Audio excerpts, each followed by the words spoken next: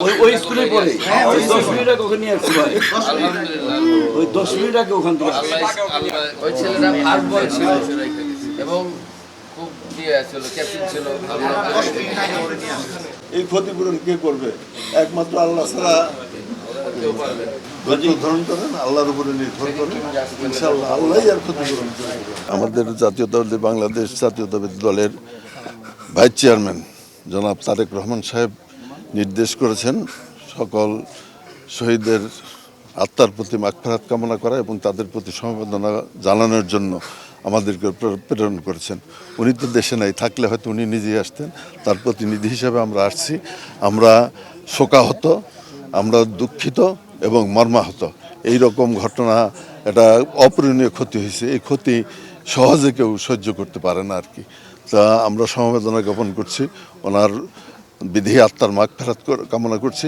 পরম করুণায় আল্লাহ তাআলা যাতে ওদেরকে শহীদের মর্যাদা দান করেন এবং ওনার পিতা মাতাকে যাতে শোক সইতে সহায়তা করেন আল্লাহ তাআলা, এই সমবেদনা জ্ঞাপন করছি। এবং আমরা তারেক রহমানের নির্দেশে এটাও বলতে চাই যে এই ক্ষতিপূরণ কেউ করতে পারবে না। তবে আমরা যতদিন আছি ইনশাল্লাহ এই পরিবারের সাথে থাকব, এই পরিবারের সাথে সার্বিক সহযোগিতা আমাদের নেতা করবেন আর কি। ইলেকট্রা রেফ্রিজারেটর, খাবার তাজা তো জীবন তাজা। ইলেকট্রা, ফ্রিজের রাজা।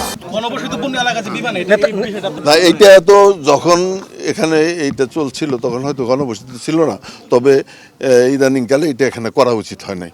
এটা তো মধুপুর আছে, বিভিন্ন জায়গায় আছে, তারা সেখানে করতে পারতো, এটা করা উচিত হয় নাই। আর আমার মনে হয় যে তারাও অনেকটা দায়ী। এটা ঠিকভাবে পরিচালনা করা হয়েছে কিনা, ঠিকভাবে এটা পরীক্ষা নিরীক্ষা করা হয়েছিল কিনা, পুরাতন বিমান ঠিকভাবে এটা যন্ত্রাংশ সময় মতো পরিবর্তন করা হয়েছে কিনা, এগুলো তদন্ত হওয়া দরকার বলে আমি মনে করি। ক্ষতি হয়েছে, এটা তো কেউ আর ক্ষতিপূরণ করতে পারবে না, ক্ষতিপূরণ করা সম্ভব না। তারা আছেন, কালাম আছেন, তাদের মাধ্যমে আমাদেরকে জানাবেন। সন্তানের লাশ বাপের কাছে এটা কেউ অনেক ভারী, এটা কেউ